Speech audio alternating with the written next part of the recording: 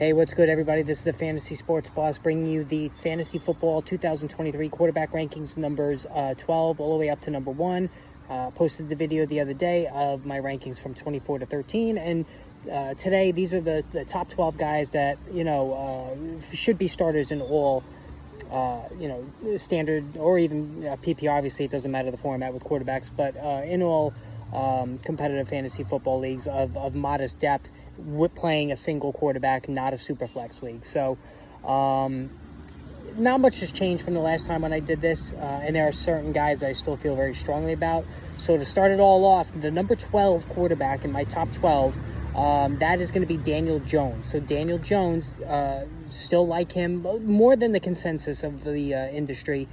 But this is a guy that ran for over 700 yards last season, really had nobody to throw to. I know it was a very light touchdown total through the air, but he helped make up for it on the ground, and the weaponry has improved greatly. They brought in Darren Waller, who will be the number 1 target. They brought in a bunch of receivers too, re-signed Darius Slayton, and these are a bunch of collection of wide receiver threes, really, with maybe the potential for Jalen Hyatt, the rookie speedster from Tennessee, to maybe make ascend to wide receiver 2 status. But again, Daniel Jones is going to collect a lot of yards on the ground. He's going to score some touchdowns around the goal line. He's got a big target now in Darren Waller, also around the red zone when he needs to throw it.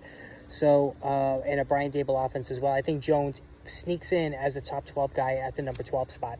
Now, number 11 is Dak Prescott. Now, here's the thing about Dak Prescott. So he doesn't run anymore, but he's now squarely in that boring veteran mode. And that guys like that, and he's still in his prime, guys like that generate good profit margin. All right. So if you choose in the single quarterback league to wait on taking your starter, Dak Prescott is the perfect option for you. Now, the one caveat to this is that Mike McCarthy is taking over play calling, and he tends to lean toward the run. I'm not sure if they're going to bring back Ezekiel Elliott, but Tony Pollard, obviously very capable on the ground. But the weapons are just too good, in terms of CeeDee Lamb and Brandon Cooks and Michael Gallup to not have Prescott throw it. And he's still capable of getting 200-plus yards on the ground. So I think Dak Prescott makes for a very good, highly effective, affordable quarterback if you choose to wait at the number 11 spot. Now, number 10 is Geno Smith. Now, I'm higher on Geno Smith. Right now, he's quarterback 15, which is ridiculous. This was a top 6 quarterback in fantasy last season with consistent 20-point efforts throughout the course of last season. 2 stud receivers in Tyler Lockett and DK Metcalf in their prime. And now he brings in the best receiver in the 2023 class, Jackson Smith-Njigba. And here's the thing that many people don't realize. Sorry for the loud motor in the background. I'm sitting outside poolside as I do this video. Here's the thing about Jackson Smith. He actually outproduced 2 seasons ago at Ohio State. He outproduced both Chris Olave and Garrett Wilson. And that, considering how good those guys were as rookies, that's a really telling thing. And Jackson Smith is going to be in the slot. Kenneth Walker struggled in short yardage situations last season. So, listen, jump on board. I know it's been a very checkered pass with Geno Smith, but he looked great. There was no drop-off. We all waited for the drop-off last season. It never came. So Geno Smith, I am fully on board with him. You all know how I feel, and he is number 10, and I'm going to pair him with number 9, Deshaun Watson, who I think is going to have a nice comeback season. Still young. He's still under 30 years of age. Here's the thing. We talk about Nick Chubb being the center of this offense. They now have Amari Cooper. They have an emerging Donovan Peoples-Jones. They have an emerging who they traded for, and they bought very low on Elijah Moore, which could turn out to be one of the best trades any team has made this past offseason. And they have David Njoku, who's a freak at tight end. So there are a lot of weapons here for Deshaun Watson, who is still capable of running for 400-plus yards. This is a guy that led the NFL in passing yardage his last full season in the league with the Texans. He's got a smash game against the Texans in the fantasy football playoffs. I've said all along, I'm pairing Watson and Geno Smith wherever I can all across the league. He's my quarterback 9, and I really think I'm going to move him up as we go along throughout the offseason.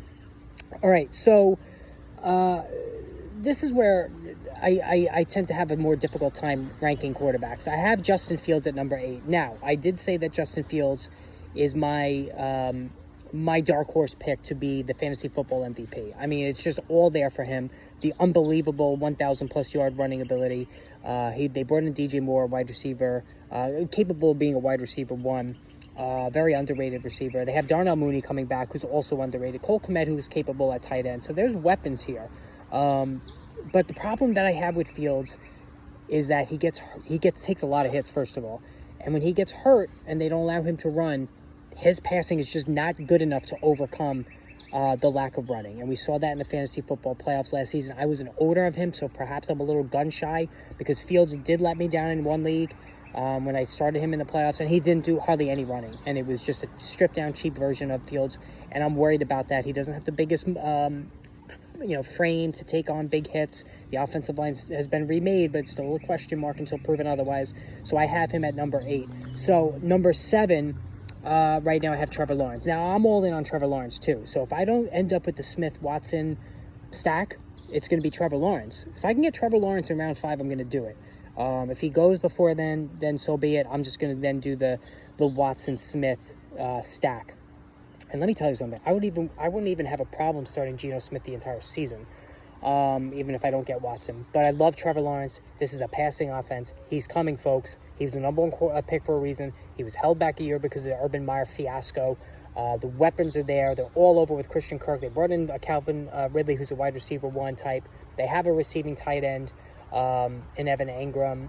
They're all the pieces are here in a Frank Reich offense. Trevor Lawrence, I think it's conservative of me having him as quarterback 7. All right. Now, quarterback 6, I have Justin Herbert. Now, I bumped him up a little bit because I had him originally behind Trevor Lawrence. I bumped up Herbert a little bit because I like his schedule.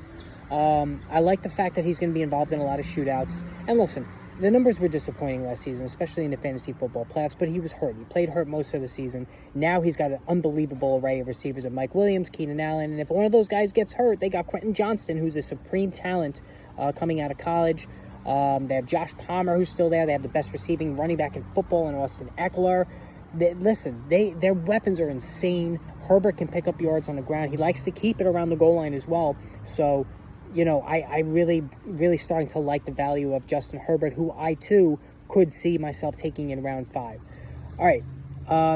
Speaking of 5, number 5, I flipped Joe Burrow and Lamar Jackson. I have Jackson out at number 5 instead of number 4. And that's really just a durability issue. And Burrow, obviously, is a much better passer. I still love Lamar Jackson, don't get me wrong. I had him in both of my leagues last year. I'm a little gun-shy from all the missed games the last 2 seasons. He's been banged up, but the weaponry obviously has improved. He's still going to run a lot. He's still young. He's still younger than you think, Lamar Jackson. So I don't think we're going to see a drop-off in his running, but I'm comfortable with him as a QB5. Joe Burrow now my QB4. And listen, Joe Burrow is the best pure thrower of the football in the entire National Football League. I mean, period. He's the best pure thrower of the football. And Jimmy Johnson, of all people, said he was the best quarterback prospect in his mind. And this is a multiple Super Bowl winner, won a college championship. In his mind, Jimmy Johnson, his book, said he ranked Joe Burrow as the number 1 quarterback prospect he's ever seen in terms of grade. And the numbers are just unbelievable with him. He started running more last season, so we're going to get some running yardage from him as well. I have Burrow at quarterback 4. Quarterback 3 is Jalen Hurts. I'm not going to own any stock in him. There's a decent chance he gets hurt. He's a smallish quarterback, let's face it. But, again, the numbers are silly when he's on the field. I'm just worried about the durability issue. So if I'm going to spend a high pick on a quarterback, it's not going to be Hurts. It's going to be either number 2, Pat Mahomes, or number 1, Josh Allen. I have Allen at number 1. He's been the leading scorer in fantasy, 3 of the last 4 years at the quarterback position. Mahomes edged him out last year just because, really, either guy is fine. You keep hearing Josh Allen is going to run less. I'll see that. I'll believe it when I see it. Pat Mahomes, despite losing Tyreek Hill last season, was just unbelievable again. So I'm fine with either one of those guys. You could interchange them if you want. You can put Mahomes 1, Allen 2. They're both extremely durable. And that's the other thing, folks. These top 12 quarterbacks, Mahomes, Allen, have tremendous durability. Hurts does not. So if you're spending that top pick on a quarterback, you want the durability. So you want Mahomes and Allen. Burrow, he had the knee injury. I get it. That was a serious thing. But he's shown good durability. Otherwise, Jackson has not. Herbert plays through injuries, good durability. Trevor Lawrence is tough as nails, good durability. Fields, Daniel Jones do not have that durability. So that's what you have to concern yourself with there. I really want that durable quarterback. So that's my thoughts there. So, guys, leave me a comment. Let me know what you think, all right? Let's engage in some discussion on this. Make sure you pick up my fantasy football draft guide on Amazon. It's been selling like hotcakes. Thank you to all of those who picked it up earlier. And yeah, just post away, hit the subscribe button. More videos on the way. We will chat soon.